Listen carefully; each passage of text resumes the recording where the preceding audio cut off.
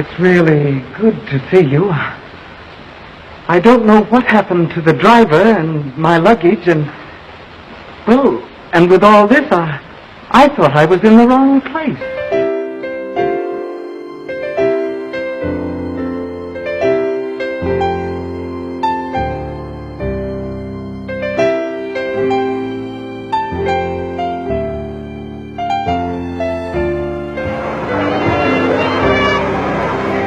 Ladies and gentlemen, we have the honor and privilege of presenting to you our star attraction, the Great Flandrin, the greatest circus act ever presented to the public. The man whose every performance is a rendezvous with death. This is positively his last public appearance.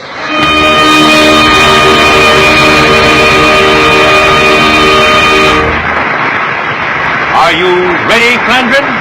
Ready. You mean you're gonna... Do what I tell you. No, I ain't gonna do it. I ain't gonna have murder hanging over me. You're gonna do what I tell you. I won't. You hand me all the dirty jobs to do. I'm through. So you've turned yellow. Scared, huh? You want to go home to your mama? Maybe we better knock you off and keep the kid. No. No, you couldn't. You wouldn't do that.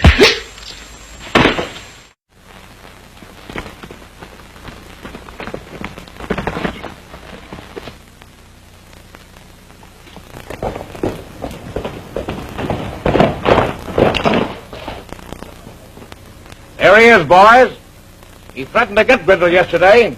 Yes, I did it, and I'm glad of it. You hear what he said? Gonna stand there like a lot of sheep when your best friend's been murdered in cold blood? Oh, come on,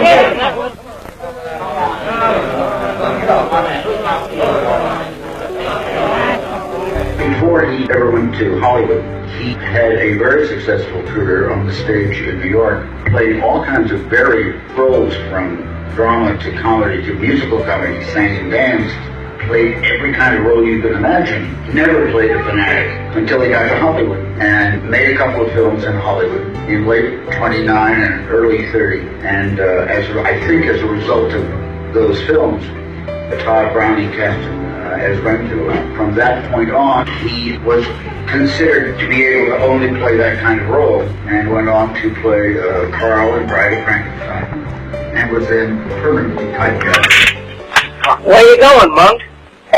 I'm going out to teach a guy a lesson. He made his Broadway debut in 1922, and he was a star on Broadway until 1929, and really became one of the top 10 actors in New York at that time. And then talkies came in, and I guess he was lured out to Hollywood because Hollywood was trying to get stage actors who were trained on the stage, could speak the language and so forth, because a lot of the silent film people didn't have good voices. So he was attracted out there for that, and made a couple of films, and then was cast in Dracula. And of course, nobody making Dracula had any idea that it was going to be the classic hit that it has become. Flies? Flies? Poor, puny things. Who wants to eat flies? You do, ya loony. Not when I can get nice, fat spiders. And that was the kind of actor he was. He was considered by some of the people he worked with in New York. Josephine Hutchinson, for one, worked with my dad, opposite my dad, in a play in 1926, I guess. And she considered that he was the first method actor, long before the method was ever discovered, because he took his work so seriously. Mr. and Mrs. James Smith. Only it was Alec Trent. Funny how guys forget their names, ain't it? Yeah. My dad improvised on the Frankenstein set. For instance, the scene in which he's going up the steps of the castle and he stops and pulls up his socks was totally an improvisation, done on the spur of the moment. The other scene in which he's coming down the steps to answer the door and mumbling under his breath about the interruption, that's totally improvisation. I think, as they were shooting Dracula, probably Todd Browning said, at this point, we need a maniacal laugh. The actual laugh itself is an improvisation that he created himself. There was a role that he played on film in which he played a bank embezzler who tries to blame the embezzlement on another employee in the bank and is found out and cracks, breaks down, and solves his work and so on. And we think that Browning saw that performance, and that's what convinced him to cast him in Dracula as Renfield. They're all lying. Can you prove they're lying when you go to court? The wire wasn't on the cane when Emily passed by. It wasn't. She couldn't have seen it. It was...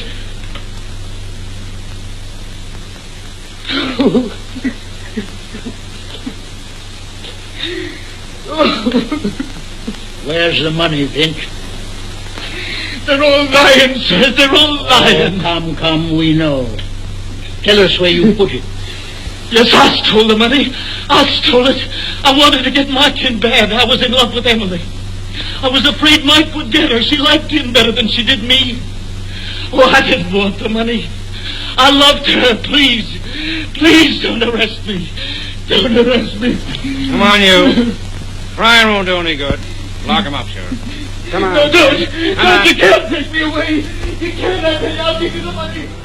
The other Renfield, whose name was Bernard Jukes, an Englishman, who had played Renfield on the stage in New York, on Broadway, with Bela Lugosi as Dracula, and Edward Van Sloan as Van Helsing.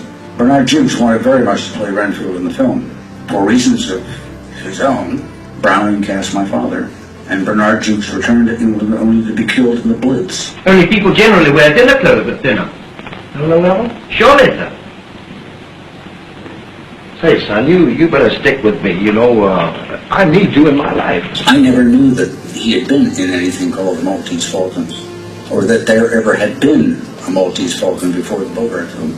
We found photographs of him as Wilmer. I'll lay you 2 to 1. They're selling you out, kid. The